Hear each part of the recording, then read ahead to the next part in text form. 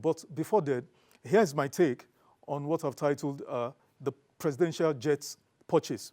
There are news that the presidency is planning to purchase 2 brand new aircraft for the use of the president and vice president.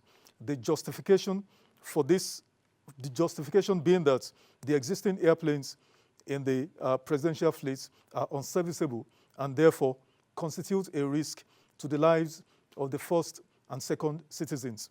I do not intend to get into some inane arguments about who performed the technical audit of the current fleet to ascertain their airworthiness, or even about whether it is the right time to make this purchase. My take centers on one question, and one question alone. What does Nigeria need a presidential fleet for? Now, why is this question germane? As I speak here, there are 18 million out-of-school children, and these have since become the ready foot soldiers for terrorists, bandits, kidnappers, armed robbers, etc. Also, I shall not bore you with the fact that, I shall not bore you with the reality of the chronic hunger in our land, with child malnutrition at war levels, or medicines and basic prescription drugs prices astronomical and beyond affordability, or the high unemployment rates, the parlor state of our public education and healthcare sectors, poor electricity and roads infrastructure, or that multinationals are exiting our shores in droves, that the minimum wage crisis remains unresolved with the threat of a general strike looming large, and that Nigerians are being killed daily through rampant insecurity. Saddening as these are, it pales in comparison to the state of our nation's fiscal health.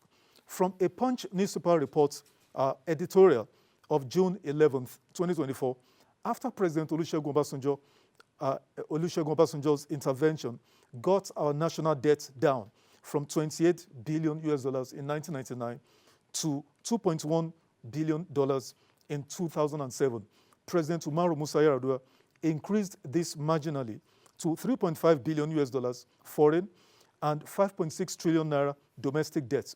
Goodluck Ebele Jonathan took this to $7.5 billion foreign and 8.8 trillion naira domestic debt. This ballooned, however, astronomically under President Muhammadu Buhari to $37.2 billion foreign and 44.91 trillion naira domestic in just 8 years of his government. Yet, the National Assembly has since approved for the current government, current government's borrowing plan of $7.8 billion and 100 million euros under its medium-term expenditure framework to finance the 2024 fiscal bill. Still, we're desperate to borrow more if able to find willing lenders. Now, as if the foregoing grim statistics aren't ominous enough, Nigeria currently spends 98% of our revenues on debt service. Our federal government's chief technical advisor, the World Bank, recently advised we may soon be spending 100% of our revenues on debt service. Also, the Debt Management Office stated a few days back that our total public debt as at March 2024 now stands at 121.67 trillion naira, or $91.46 billion. This being 50% of our current gross domestic product. I know government economists and apologists will argue that our debt to GDP ratio is pretty low, but how about our debt to revenue ratio? For context, Japan has a debt to GDP ratio of over 263%, but 43% of this is held by the Japanese central bank. And critically, Japan pays $0 in debt service. Also, Japan has $1.16 trillion in foreign reserves, the second highest after China. What does this mean? Japan has a cash reserve of $1.16 trillion in reserve. In contrast, Nigeria has a reserve of less than $35 billion, or even much less. If you factor in the collateralized loans we've taken from the Afrexim Bank, the future sales, forward sales, and all of that, I'm sure we have pretty lower than 35 billion US dollars in reserves. And also, as I had earlier mentioned, we spend almost 100% of our revenues on debt service. So it is in the midst of all this socioeconomic maelstrom that the federal government under President Bola Ahmed Tinubu is allegedly thinking of procuring 2 brand new aircraft as a top expenditure priority.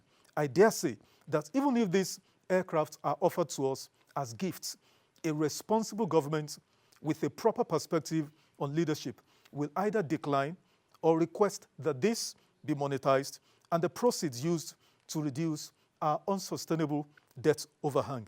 And so, as I conclude, my firm belief is that Nigeria does not need and definitely can ill afford a presidential air fleet. Yet, this federal government, as was the case with the one before it, has shown a visceral disdain for informed and patriotic counsel. But history will judge in the fullness of time. And that's my take. I'll take this short break, and when I return, I'll sit down with my guests and get into the conversation.